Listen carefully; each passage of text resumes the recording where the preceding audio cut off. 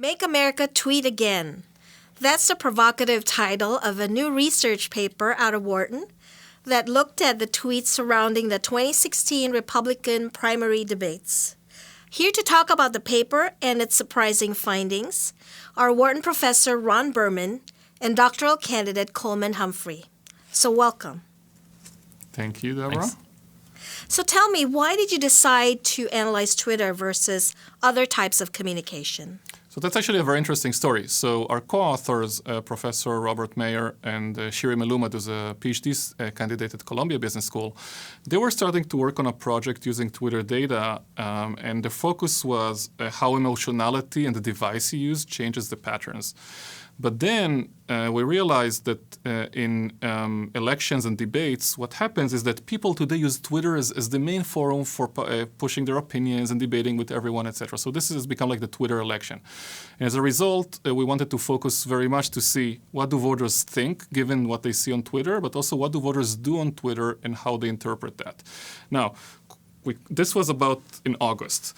At that time, it was clear that Trump has a big advantage on Twitter, and he's getting a lot of voter opinion and voter advantage through Twitter. So combined with that, it was very, very interesting to look at Twitter as does it reflect voter opinion, but also can you use Twitter to also influence voter opinion and how that works during a debate. And can you give us an overview, a quick overview of how you conducted the research? Well, sure. So first, to decide what data to collect, we decided to focus on three very pivotal debates. So the first one was the August debate, which was the most viewed primary debate of all time. And people were clamoring to see Trump versus Bush and who would do better. We also had the February debate, which was just before Super Tuesday. So it was kind of like the last chance for one of the other candidates to try and derail Trump and his amazing poll numbers.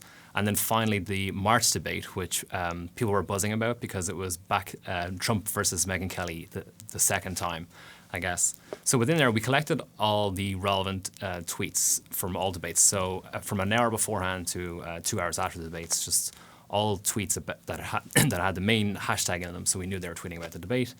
And from there, from this data, we were able to, we have who tweeted and who retweeted, what time that all happened at. And we also we applied this program called Luke, which it finds, was there a negative tone in the tweet? Was there a positive tone? Did you use did you use personal pronouns? Was it kind of based on, was it a power tweet or a reward tweet? And then for a subset of the data, the most popular tweets, we also sent them off to MTurk to get humans to look a little bit further at the tweets. We got humans to decide, is there a picture or a video in the tweet, or does it contain humor or sarcasm as well? So what are the key findings of your paper?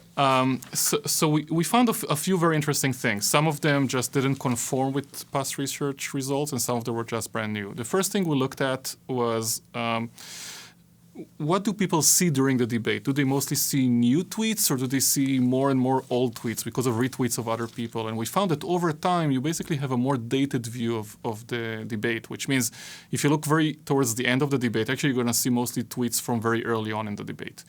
The second thing we looked at was what was the sentiment during the debate for different candidates. And we found that if you looked after the debate versus during the debate, you would get a very different view of the sentiment. For example, for Donald Trump, the sentiment after the debate was very positive, while during the debate, sometimes there were controversies, maybe sensations that generated a negative sentiment. And finally, another thing we noticed is that the tweet stream becomes more and more sensational and less substantive. And in the words of Bob Mayer, another professor or co-author on this colleague, is that during the debate you get the New York Times. After the debate, you were getting the New York Post. And this is something we found out which was very interesting. Do you think this explains why Trump defied expectations to get the Republican nomination for president? Sure. We feel like this, what Ron just said, definitely speaks to one of the reasons why perhaps he was so popular. Twitter kind of, like a lot of other media, I guess, just really focuses on tabloid or sensational stuff, especially afterwards. Like that's what sticks. one of the things we analyzed was sentiment. Are people positive or negative towards certain candidates? And you can see for Trump that even as something like the Trump University is being discussed like quite heavily, and he's really getting hammered for it in the debate, his sentiment just like doesn't really seem to drop. And especially after the debates, you can see his sentiment actually goes right back up and is generally positive after the debates. So people just really don't care about the negative stuff he says. Just doesn't seem to matter. Again, building on what Ron's saying, it seems like Trump is the perfect candidate for the Twitter election, since he is so used to generating like sensational news and generating controversy and kind of leaning towards all the tabloid stuff and also avoiding policy where he's probably weakest out of all the candidates on the stage. And that's what sticks. So absolutely, Twitter seems to be the medium for him. So what are the implications of your findings on voter opinions? So there are a few implications we think are at play there. There are implications from trying to gauge or to understand voter opinions. And one of the findings is that if you analyze Twitter data, you might get the wrong idea. So if you look during the debate, maybe you'll get one sentiment. After the debate, you might get a different sentiment. So it really matters when you look at the debate. And the other thing is that there are some voters who are very active in the debate and watch it and tweet about it, etc. But most of the people probably open the newspaper the next morning or open their Twitter and say, what happened during the debate yesterday? And then they look and they see this backwards view, which means the influence on them is probably much stronger than what you would get if you watched during the debate. For example, one thing we notice is that tweets that came from news sources during the debates were very influential during the debate and were retweeted a lot, etc. But after the debate, they were kind of going down. If you think about it, it used to be that there was a debate and news sources maybe would kind of summarize or comment on the results after that, and you would get what happened during the debate in a newspaper after that. If you look at Twitter, you would get a very different idea, which means that perhaps Twitter is not either a good measurement, or maybe Twitter is a reflecting forum of the results, and the news media is not a good measurement and reflecting forum of the results, which might cause surprises later on. Did any conclusions surprise you? So one interesting finding we had, which was surprising, was how media was almost inactive during the debate in actually commenting on it. What they were doing is picking up mostly quotes from TV and just tweeting them.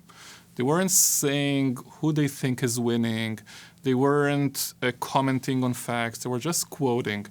And as a result, during the debate, people were retweeting them a lot, but after the debate, they had very, very, very little influence. This was one surprise finding. The second one is that for many tweets, so this comes to academic research, typically we assume there's something called a diffusion pattern. You would have an idea that goes up, gets retweeted, and goes down and dies. For many things we saw, they barely had any influence during the debate. They basically died during the debate and then had the resurgence after the debate. So for example, this basically fight almost between Megyn Kelly and Trump in August, at the beginning generated some attention during the debate, but then died off. But then after the debate, it became the primary thing everyone was talking about. And just building on that, what was also perhaps surprising is that strong positive or negative emotions didn't help much at all. In fact, it would actually, in our case, hurt the popularity of tweets both before and after the debate. And just kind of building on what we've been saying, like everything being so sensational and that being the most popular stuff, it was especially clear afterwards. So, for example, beforehand, one thing that actually did stir some interest was the economy. When some people did tweet about the economy, but afterwards it was just nothing. There was just no substantial policy, not even policy that was popular during the debate. It was a bit almost surprisingly sad that Twitter. You might expect that Twitter is finally the way for everyone to debate and argue and maybe get an understanding of the issues. But actually everyone towards the end was focused more on sensations, which means maybe Twitter is not the place you want to look at and kind of understand what is important in this election, at least in terms of the issues. So how is your research different from prior work in this area? So research is different on both methodology and a bit on findings. So on methodology, it's interesting because we looked both at who tweets and who retweets and who gets followed by whom. but also we looked at the sentiment and the topic of the tweets. So this is one methodology difference. Another one is the setting. Most people that analyzed tweets were looking at, are people tweeting more about pop culture versus music or something like that. If it's an event which is very active and you get more than 200 tweets a second, right? Then there's this fight for attention and everyone is trying to say something. This creates a very different dynamic. And we think this is very unique because no one has previously analyzed tweets in a very short period of time in a very kind of energetic, active event. So how will you follow up this research? So building on what Ron just said, we or others might hope to analyze other similar situations, such as sports or any other situation where it's very highly focused, not over a long period of time. Another area of focus we're interested in is the phenomenon of a lot of tweets being picked up by different users. And what we mean by that is not just that something is retweeted, but is tweeted, like not a retweet, an original tweet. As opposed to just being a very popular tweet, like someone says something funny and everyone thinks it's hilarious and retweets.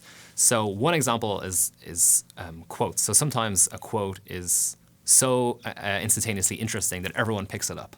And just to give you one example from the debate, Mike Huckabee in one of the debates said, the purpose of the military is to kill people and break things. And this was tweeted, not retweeted, tweeted out by just over 100 people. Just immediately people thought this was fascinating. It actually wasn't that popular of an idea. Like it didn't last for ages and ages afterwards, but it was initially very popular. As opposed to this, some quotes are only interesting because they get brought up by a person in context. So actually in the same example, Patton Oswalt tweeted out, kill people and break things. Mike Huckabee just described the GOP.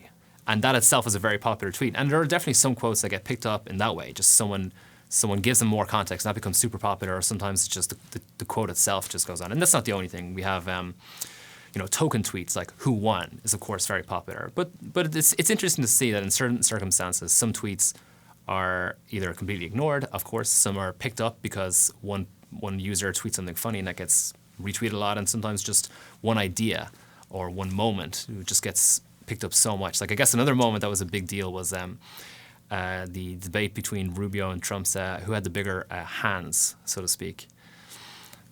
So these are, and the other thing we didn't analyze, so this was a debate where people were trying to vie for the Republican nomination. So these are not opposing ideas or issues. This is just who gets the most attention.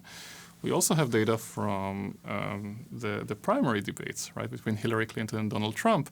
And I think it would be very interesting to understand if you had the same phenomena and the same patterns there, and would have been able to allow you to predict maybe who's going to win, or do issues matter or sensations matter more, and basically applying the same findings from this research to another data set to see if you get the same things. Does it generalize, or is it very, very specific?